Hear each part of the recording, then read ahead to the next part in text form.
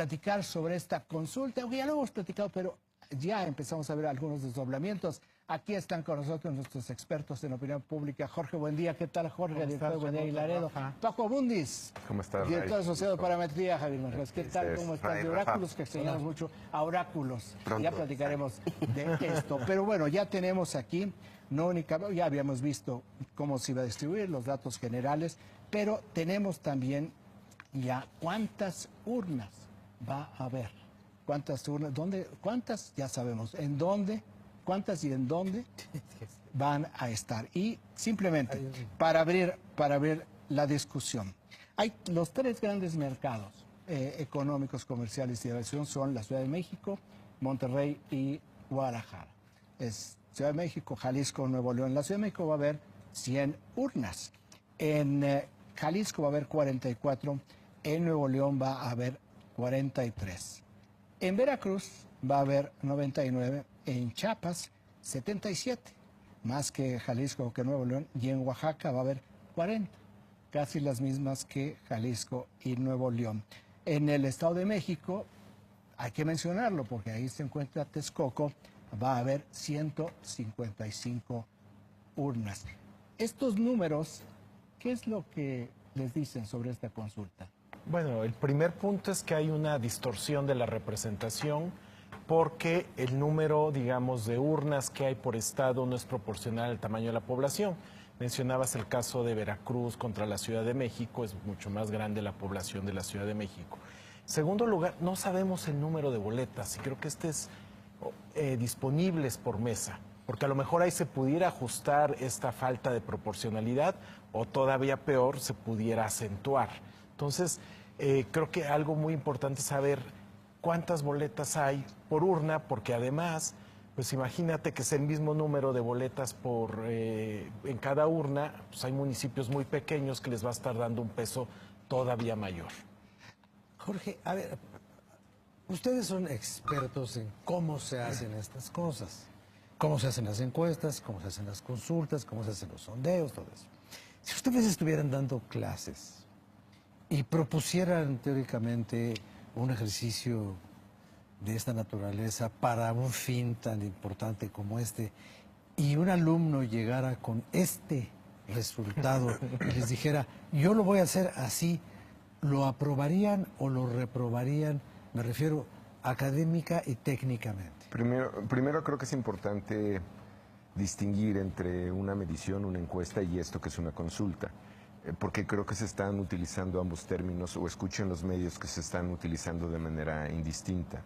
Lo que nosotros hacemos son encuestas que creo que en principio tienen la virtud de ser más representativas que esto.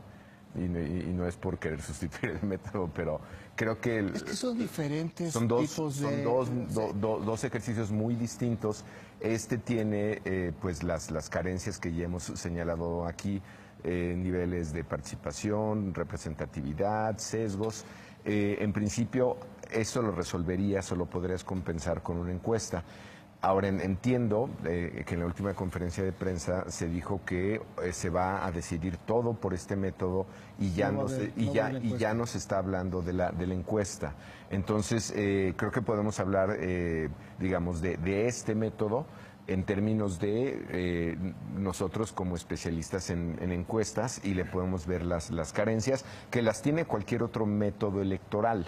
Lo que pasa es que, digo, para poner esto en números, estos son 1,073 casillas. El último 1 de julio tuvimos 156,000 para llegar a tener una participación de 63%. Entonces creo que desde ahí ya podemos poner algunos parámetros de del tamaño de esta consulta, que yo creo que la primera limitante es participación. Dijimos que entre 500 y 1 millón, si acaso llegará a 1% del padrón que puede participar, y luego viene todo el tema de los sesgos, ¿no? Y yo, para contestar la pregunta escolar, lo que diría... El aula. Al pizarrón. El aula. Mira, Rafael. Yo lo que le pediría al alumno es que explique por qué tomó esas decisiones, ¿no? Tanto en la selección como en los municipios, sobre cuántas casillas poner, cuántas boletas va a haber en cada casilla. son el tipo de preguntas que tendríamos que esperar respuestas o una racionalidad de por qué se está haciendo de esta manera. Y si te responde fue para lo que me alcanzó, profesor. Está perfecto. Digo, la verdad es que está bien si el criterio económico es ese, pero dentro de la restricción tiene que haber racionalidad, ¿no? Ahora, creo que no se ha expuesto y es muy difícil poder explicar cuáles han sido las decisiones de la organización de la consulta. A ver, aquí hay un planteamiento que dice Andrés Manuel López Obrador que es más, nos vamos más a la teoría, pero en la teoría también puede generar algún tipo de confusión. Dice, este es un ejercicio de democracia participativa, en lo cual, visto en términos absolutos, realmente es un ejercicio de democracia participativa, pero si nos vamos nosotros a cómo se da la democracia participativa, cuáles son los requerimientos para que un ejercicio de esta naturaleza sea realmente democracia participativa. Vinculante tiene un requisito en la ley. Entonces, por eso dicen que es ilegal. Primero, está fuera no está regulado por el INE. Extralegal. Digamos, pero también es un gobierno que no existe. Por eso, es un presidente electo. legal. Entonces son privados haciendo una consulta. Exactamente. No necesariamente ilegal. Ahí voy. No es ilegal, porque no están violando la ley. Paralegal, digamos, ¿no? Extralegal, el problema es el ejercicio de un partido político que está tratando de justificar una decisión ya tomada. Pero creo que no hay que perder de vista en esta misma lógica de la democracia participativa, ¿cuál es el objetivo de la consulta? Conocer la voluntad ciudadana en torno a las propuestas en particular. Que ese es el dato. 1% de la población estiman que Entonces, eso va a... hay diferentes instrumentos para conocerlo. O inducir la opinión. Bueno, ese es el siguiente. No, es que aquí hay un elemento. Pero digamos, importante. concedamos de entrada que lo que se quiere es conocer la voluntad ciudadana. ¿Qué instrumentos hay para conocerla? La primera que, si pensamos que es un ejercicio democrático, pues el principio de una persona, un voto, debiera estar explícitamente planteado y no lo estamos viendo por lo que mencionábamos del número de boletas o de los municipios. Es como en el siglo XIX que había democracias censitarias, unos podían votar y otros no podían votar. Aquí, de hecho, pues, los municipios que no tienen, y hay un poco más de 100 municipios, según lo que encontró Sebastián Garrido, de los grandes que no están. Donde está Santa Lucía, entonces, esos no, ahí no hay casilla. Entonces ahí hay un problema. Pero si queremos conocer la voluntad ciudadana, aquí la pregunta es, ¿por qué no usar una encuesta cuando con las mismas encuestas los partidos, incluyendo a Morena, seleccionan candidatos? O sea, ya se ha utilizado para decidir entre opciones. Incluso López Obrador fue candidato en 2012 precisamente por un par de encuestas. Entonces, ya se ha utilizado las encuestas para decidir entre opciones. Creo que son ejercicios que tienen las ventajas de que ciertamente al tener todo mundo la oportunidad de ser entrevistado, pues cumples con este principio de que todas las voces se van a escuchar. De hecho, eso es interesante, cómo ha ido transcurriendo la discusión, porque se planteó primero, y por eso creo que hay esta confusión allá afuera, porque algunos hablan de consulta y cómo se va a hacer la encuesta. Las dos cosas. Pero entiendo que ya la encuesta no solamente... ya no se habla de la encuesta, de hecho. No, bueno, la encuesta iba a generar tiene un contraste muy fuerte, porque todas las encuestas, sin importar cómo ha podido variar el apoyo a Santa Lucía o la reducción del apoyo a Texcoco, se sigue manteniendo muy alto el apoyo a Texcoco. Y creo que me parece positivo en eso que hayan descartado uno de los dos ejercicios. Metería muchísimo ruido tener las respuestas de ese lado. Podrías simplemente transparentar el método y decir, porque se hablaba de un ponderador, tanto va a leer la encuesta, tanto la consulta, y yo creo que la ventaja de la encuesta es que ciertamente haría esto mucho más validable en términos de que se podría hacer varias veces, lo podremos hacer varios y en principio deberemos de obtener el mismo resultado.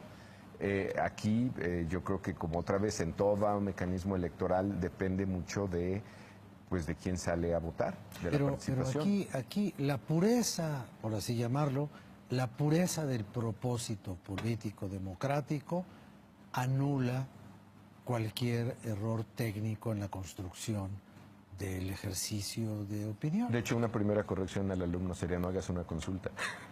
Sí. Haz una encuesta. Decías que hay algunos municipios que no están representados.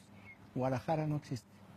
En Guadalajara no va a haber ninguna mesa, por ejemplo, que sí va a haber en Monterrey, pero no va a haber en Guadalajara, En que Oaxaca. es interesante. En Oaxaca. En Oaxaca, En Oaxaca perfecto. tampoco. Oaxaca capital no. Sí, y aquí la pregunta también para este tipo de consultas es, ¿cuál es la población elegible? Tampoco tuvimos una explicación, porque tú podrías haber argumentado. Ayer Debe ser recibimos del elector, una ¿no? pequeña pieza de información de Cualquier vota. del Digo, pero vocero es de la credencial de vocería elector, es abierto, con respecto a que eran 520 municipios de la lista ordenados de mayor a menor de la lista nominal y 18 más que estaban relacionados con municipios cercanos a la zona del aeropuerto. La verdad es que una inspección muy rápida de esa afirmación no coincide con el dicho, tampoco se encuentra en esos...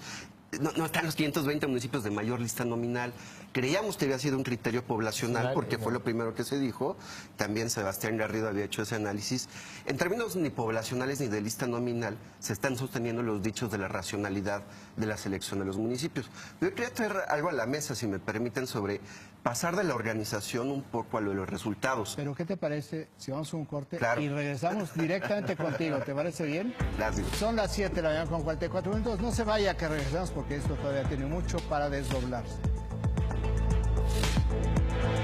La mañana con 48 minutos. Ahora sí, Javier, estabas planteando un tema. Adelante. Pasando a lo de la organización, el conocimiento de los resultados, en México creo que por la autoridad electoral estamos muy acostumbrados a conocer de manera muy desagregada los resultados electorales, por transparencia y por lo que históricamente ha ocurrido en anteriores procesos. Algo que creo que nos va a traer a deber los resultados de la consulta es conocer los resultados con ese nivel de desagregación. Hace unos días en una entrevista, Ramírez Cuellar nos adelantaba que no iban a colocar los resultados en las casillas, de cómo había ocurrido. Entonces no se puede hacer un conteo rápido. Exactamente, ¿no? Porque podía llegar, porque existen contextos de polarización en torno a la pregunta de la consulta y podía llegar a darse situaciones, así lo ponía él sobre la mesa. Entonces, pues bueno, también creo que podemos quizás adelantar una pequeña complicación a la hora de dar los resultados, porque a la hora de transparentarlos quizás vaya a haber algunas fricciones. Dijiste algo, Paco. Si todo esto que tiene que ver con la posibilidad, tú dices, no se va a hacer un conteo rápido, es decir, no se va a poder verificar. No es verificable. ¿Qué es el tema de la verificación? ¿Qué es lo que esto significa? ¿Qué es lo que estamos viendo como respuesta? ¿Un incremento en opacidad? Pues que va a haber, nos vamos a tener que remitir a un resultado que la propia organización es la que va a conocer o que nos lo dará a conocer, pero no lo vamos a poder desmenuzar como lo hacemos en los exit polls por regiones, por género, por casilla, por... y en otros ejercicios similares, ¿no? Digo, la verdad es que tampoco sabemos si lo vamos a tener por municipio. Ahora, no sabemos si el único dato de la consulta será el sí y el no. Estos métodos, durante el corte, Jorge los describió muy bien. Se dijo que, bueno, pues es que a lo mejor el diseño del proceso electoral interno lo hizo Bartlett. ¿O cómo dijiste? ¿Cómo dijiste? Bueno, digamos que tiene paralelismos los paralelismos. con épocas anteriores, ¿no? Digamos, no sabemos, no vamos a conocer los resultados si no están desagregados, va a ser la autoridad misma, el proceso de organización no va a estar en manos ciudadanos. Es que tenemos muy claro los estándares, está muy clara la ley de cómo se tienen que organizar este tipo de ejercicios y pues nos estamos alejando mucho. Y yo a mí lo que me preocupa, lo que me importa, es que este es el precedente, este es el benchmark de cómo pueden ser las consultas en el sexenio por venir, porque no me cabe la menor duda que va a haber muchas. Es lo que está advirtiendo Citibanamex. Dice, el riesgo es que lo que va a demostrar es que durante la administración de Andrés Manuel López Obrador, las políticas públicas se pueden definir de manera discrecional y populista a través de este tipo de modelo. Estaba yo viendo el Consejo Asesor de la Consulta, que uno lo puede ver perfectamente en la página de México Decide, que están los datos de la consulta. No hay ningún ingeniero, no hay ningún estadístico. Es un perfil que no está especializado, tiene especialización en otros campos, pero no está especializado en este tipo de trabajos. Y también en el Consejo Asesor están organizaciones sociales y todas son abiertamente opuestas a la consulta. Y la pregunta es, ¿y hay razones para extrañarlos que esto esté sucediendo? O sea, no ha sido quizás lo más notable de Andrés Manuel López Obrador muy consistente en lo que dice y en lo que hace y en lo que está haciendo? O debemos de llamarnos a sorpresa de que esto nunca lo había dicho. Y que de hecho es un ejercicio que ya se practicó en el pasado con el segundo piso, con el horario de verano, con su revocación de Con mandato. encuestas telefónicas tampoco que conocíamos Pero detalles. precio del metro, no había el regulación metro. para este tipo de ejercicios Ese en fue. ese entonces.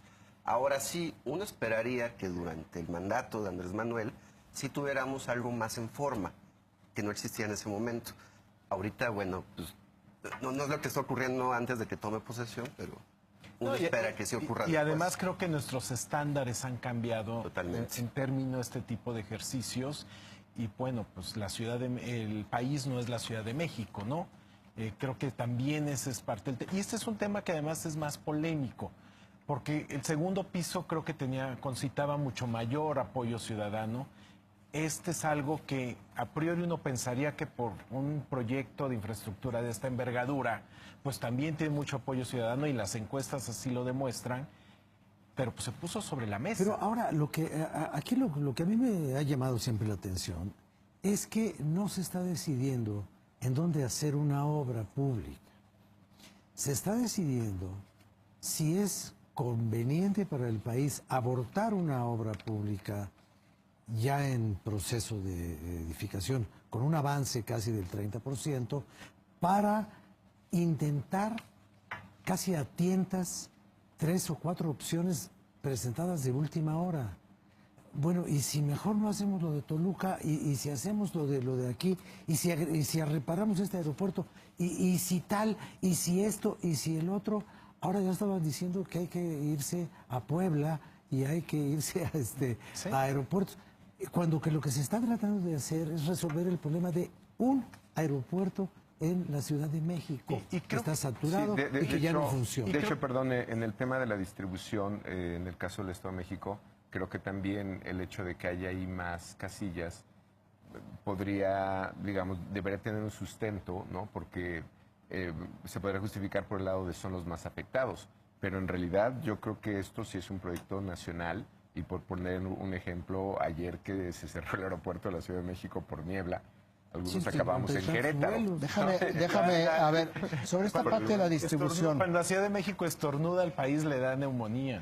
A ver, a bote pronto, ¿qué es lo que les dice? Están los municipios colindantes con Texcoco, pero está solamente una urna en Tecámac, que es lo cercano. Sí, hay una en Tecámac, que es lo que tocaría la base militar de Santa Lucía. Hay en los Xicas en Oaxaca, pero no hay en Oaxaca. Está en Acajuca y Macuspana, la zona de Andrés Manuel López Obrador, pero no hay en Villahermosa. Están municipios conurbados de Guadalajara, pero no está en la capital. Tú que tocaste el tema de la distribución, ¿qué es lo que te dice este tipo de asignación de urnas en municipios? Que el ejercicio se está haciendo donde el partido les permite tener representantes. Digamos, yo creo. Traduciéndote es donde pueden movilizar. Sí, o donde pueden organizar. Ahí sí no habría que hacer una distinción. Pero para empezar, la logística, que es la parte más complicada de esto, y otra vez en términos de números y de recursos, yo ponía como referente la consulta que se hizo para el corredor Chapultepec, que costó 7.4 millones de pesos para 75 centros de votación. Que a eso iba. Si esta consulta cuesta 1,5 millones de pesos, en función de la propia experiencia que tienen todos ustedes, ¿eso es poco, es mucho? ¿Cómo se puede conciliar en términos de explicación el 1,5 millones de pesos con este tipo de consulta? Simplemente estarías hablando de 1,500 pesos por mesa de votación aproximadamente. Son 4 días. Son 4 días. Entonces, divídelos a 375 por día. Para las tortas. La impresión, el material, el material. Ya simplemente quita la impresión. De hecho, lo que puede pasar es que se acaben las boletas en ciertas... Pero déjame regresar. Sería 375 pesos por día casilla. urna. Por día casilla. Por día Día urna, pues. A esto es, ¿quiénes van a estar? porque requieres darles alimentación, requieres la papelería. Entonces, La mesa. Una sillita. Por eso a lo mejor, perdón, en el tema de la tarea, profesor, usted no me pidió un diseño teórico. Usted me dijo qué podíamos hacer. Entonces, eso es lo que se puede hacer. entonces bajo esta lógica, ¿qué se puede hacer, Jaime? La verdad es que creo que el dinero sí es muy poco. Quizás lo que estaríamos viendo es un gran despliegue de voluntariado para contar los votos, llevar el material, quizás hasta llevar la urna, porque a lo mejor nomás alcanza para las boletas, ¿no? ¿Y dónde van a hacer las si vayan urnas? ¿Y dónde? Si son a color, la impresión, ¿cuánto cuesta? No ¿Un sé si peso? cuánto- No, bueno, son 4 tintas, sube significativamente. O sea, son 1 millón a peso, 1.50. Mira, creo que para ponerlo en términos francos, la verdad creo que la consulta costaría más que eso, ¿no? Sí, La verdad no... 7.4. 7.4 Para el corredor Chapultepec. Sí, no, la con impresión. 75 puntos. Y votó 4.8, precio promedio por voto fueron 300 pesos. Y fueron 75 centros de votación. Y yendo a ¿Y un cuánto tema, tiempo duró? Un día. Un día, esos día. son 4 días. Yendo a un pues. tema más general es, ¿por qué estamos entrampados en esto? Se puso sobre la mesa la cancelación, cuando creo que en realidad, y esto es lo que está afectando a los mercados, a los inversionistas, y está pegándole al dólar y en consecuencia a la gente, creo que se podría haber hecho la pregunta de si quieres que se continúe la construcción del aeropuerto con dinero público o sin dinero público, sin amenazar La obra en sí sobre la misma. mesa la cancelación, porque la opción de Santa Lucía en la misma página de México Decide dicen que costaría 70 mil millones de pesos, que es prácticamente lo que se necesita para concluir como parte del financiamiento público el proyecto del nuevo Para los aeropuerto. costos de cancelación, ¿no? Pero estás sometiendo el factor político de haber fomentado una animadversión y una rebelión contra el aeropuerto desde el año 2002. Pero podrías haber planteado, le retiramos el financiamiento público. No, el problema son los terrenos, el Exacto, problema porque se es hicieron también los preocupaciones pueblos en ambientales, defensa ¿no? de la tierra. Y contra eso, pues no tienes ningún recurso. Ya nosotros vamos a tener el próximo domingo el resultado. Ya veremos si Andrés Manuel López Obrador engañó a todos con la verdad, por lo tanto no sería Texcoco, o si en un acto de pragmatismo y de otro tipo de análisis, mucho más del orden financiero, se va por Texcoco. ¿Y cómo se va a llamar el nuevo aeropuerto, el de Santa Lucía? Aeropuerto del Valle de México. Ya son las 7 de la mañana con 59 minutos. Jorge, buen día. Javier Márquez, Gracias. Paco Abundis. Gracias, Muchas gracias por haber estado aquí con nosotros. Ya veremos el miércoles qué es lo que nos depara este país. Rafael Cardona, muy buenos días. Buenos días, muchas gracias.